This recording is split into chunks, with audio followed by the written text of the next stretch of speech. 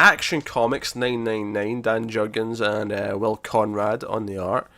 The 999 I can't get over just because It's the last triple digit, Matt. This is it. Say it bye bye. is, but it just reminds me of the old Hitler Reacts gif. The 999. Like I Okay, just, alright, okay. yeah. I So see where we go with yeah, it. but yeah, Jurgens. It definitely feels like the culmination of the stuff he had started in the Lois and Clark book. Yeah, this was definitely better than the last arc. I'll give it that. Especially the Superman stuff. I actually really like that the Superman side of the issue is him basically saying, "Hey, the Phantom Zone is cruel," and Jor-El Yeah, maybe had a good idea with it, but I don't think he realized how yeah. awful it was. So I'm It's going to not rehabilitative, if yeah. that's even a word. Like, yeah, Yes. But he's going to, like, no, Hank Henshaw was put in there, earlier on in the run. I'm going to take him out because this is not right. So he's actually saving a planet from an asteroid, but there's like yeah, a mineral in the middle of the asteroid that's like indestructible. So he uses that to build a cell for Hank Henshaw. So he takes Hank Henshaw out of the Phantom Zone, has a bit of a fight to calm him down, and mm, then puts him in the cell. It gives him some of these crystals, the Kryptonian crystals that do yeah, holograms, and he can relive memories of his family when he was happy and stuff. yeah, Interestingly, he did reference them destroying Coast City, which I thought was an interesting yeah, continuity pull. But yeah. Well, I mean, Jurgens was the guy to do that that's too. true. So if anyone's gonna address it, it was him. And I also feel like I realized in this issue his affinity for the Cyborg Superman with Hank Henshaw, Hmm. because I remembered he did create him. He created, the whole Death and Return of Superman was I would say 95% Jurgens. So a lot of my favorite things that have come out from Connor Kent to Booster Gold are Jurgens. So it makes sense. Like he'd want to put a cap in some of these things, and here he does with Henshaw. And I like the arc because this even works with pre-Rebirth, pre-Flashpoint Hank Henshaw as a full story. Yeah, it doesn't matter.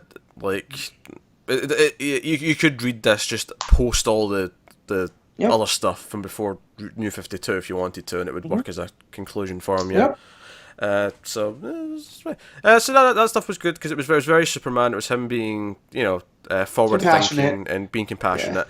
And then the other stuff was Sam Lane coming for dinner and fighting with Lois about Superman.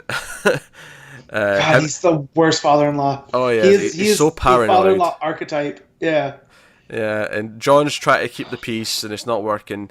And Clark kind of shows up and is like, "Hey, you're supposed to be, John's grandfather. Let's sit down and have dinner." And it ends with them having dinner. I didn't like the Lois and Sam stuff as much, mainly because I feel like I've seen the conversation so many times It's at the this same point. one every time. Yeah, Yeah. so that's right. The ending was sweet, but the Superman side of the story was definitely the one that I enjoyed in the book. Yeah, this is what I was one of the books I was referring to was a little disappointing because Mm. I did like the Cyborg Superman stuff, but the Sam Lane, all of that setup that we got with Booster changing the timeline and all this just for Sam Lane to just go, oh, okay, I love my family. Yeah, I still that's don't trust fair. Superman, but I love my family. And it's kind of like, felt kind of wasted. But you get that maybe Jurgens had to wrap it up quicker because Bendis is coming. You know? Bendis is coming. Uh, Yeah. I mean, to be fair, I feel like it wouldn't matter who was next. I think whoever was next was going to start at 1001. You think so? You don't think they were just going to let Jurgens go? Nah, I think it was going Uh, to be a fresh start. well, then that upsets me a little bit more that he knew this was his end point and this is how it's still. Yeah, I don't think there was ever a thought in his head that he was going past 1000.